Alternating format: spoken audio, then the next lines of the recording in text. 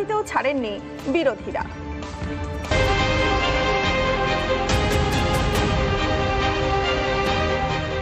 লোকসভা নির্বাচনে বাংলা থেকে কত আসন পাবে তৃণমূল বা বিজেপি?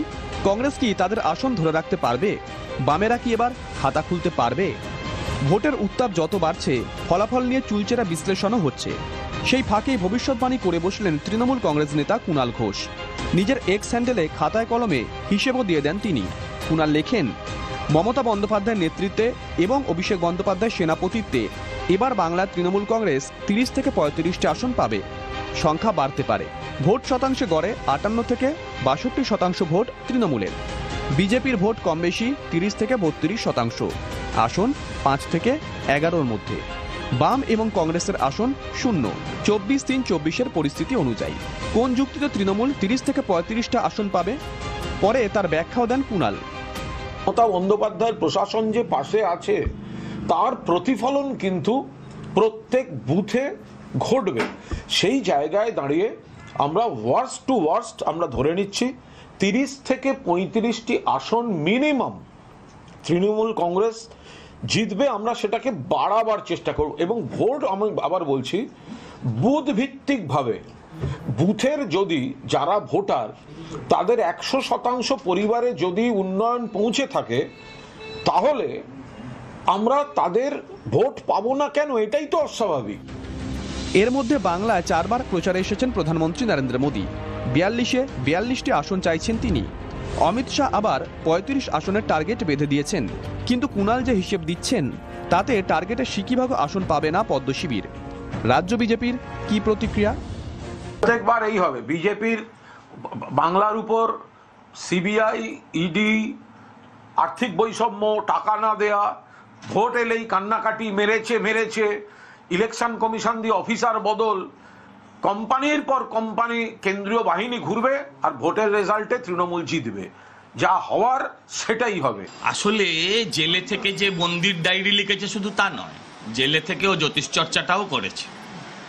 হ্যাঁ, টিয়া পাখি নিয়ে ভালো করে রাজাবাজারের মুখে বসে যাক, ওর ব্যবসা ভালো চলে। সারদা নারদা এসব তো আর নেই ওনার জন্য, এটা ভালো চলে। তবে কুণাল ঘোষ অত্যন্ত সচেতনভাবে বিবৃতিটা দিচ্ছেন, কারণ কুণাল ঘোষ জানেন যে এই নির্বাচনে তৃণমূল কংগ্রেস ডাবল ডিজিট পার করতে পারবে না। তৃণমূলের বিদায়, তৃণমূলের বিসর্জন, তৃণমূলের স্বাভাবিক রাজনৈতিক মৃত্যুকে কোনো বিবৃতি দিয়ে আটকানো যাবে না। 2019 সালের লোকসভা নির্বাচনে রাজ্যে 42টি লোকসভা আসনের মধ্যে 22টি পেয়েছিল তৃণমূল, 18টি আসন পেয়েছিল পদ্ম শিবির, আর কংগ্রেস পেয়েছিল 2টি আসন। বামেরা খাতা খুলতে পারেনি। কুণালের দাবি, এবার আরও খারাপ অবস্থা হবে কংগ্রেসের।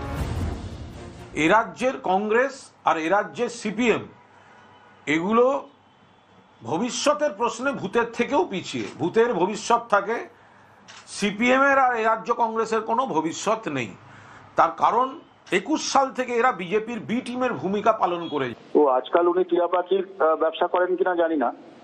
তো ঘটনা হচ্ছে উনি যেগুলো বলছেন এইসব কথার কি উত্তর দেবো বলুন তো? প্রার্থী খুঁজে পায় না, মুর্শিদাবাদে নিজেদের দলের লোককে বিশ্বাস করে না।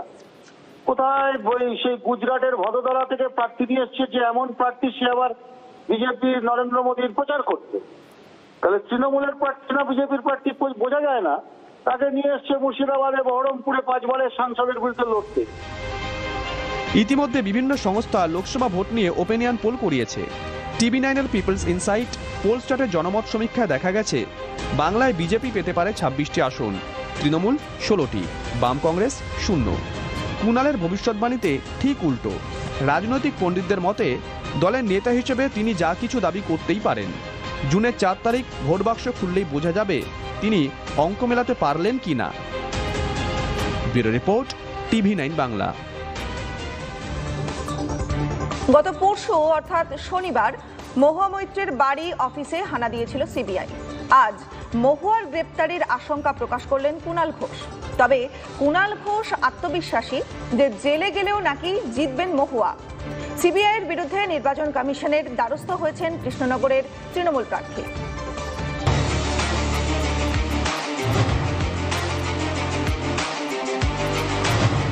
আদর্শ আচরণবিধি চলছে, তার মধ্যে গ্রেপ্তার হয়েছেন দিল্লির মুখ্যমন্ত্রী অরবিন্দ কেজরিওয়াল। নির্বাচন কমিশনে গিয়ে মাথা ঠুকলেও বিন্দুমাত্র সুরাহা জোটেনি আপের।